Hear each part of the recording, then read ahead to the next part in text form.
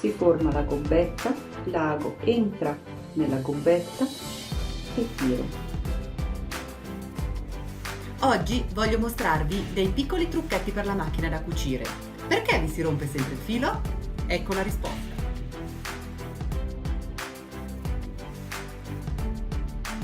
Da rimuovere tutto lo sporco. Punto festone per poter creare dei simpatici portachiavi. E ve lo mostro, seguitemi!